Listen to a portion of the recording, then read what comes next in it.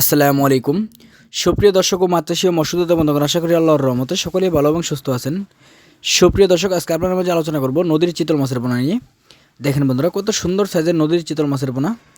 সুপ্রিয় দর্শক, আপনারা যারা চিতল মাছ চাষ করতে আগ্রহী আছেন করতে পারেন। চিতল মাছ চাষ লাভজনক মাছ চাষ, তা আপনারা সকলেই জানেন।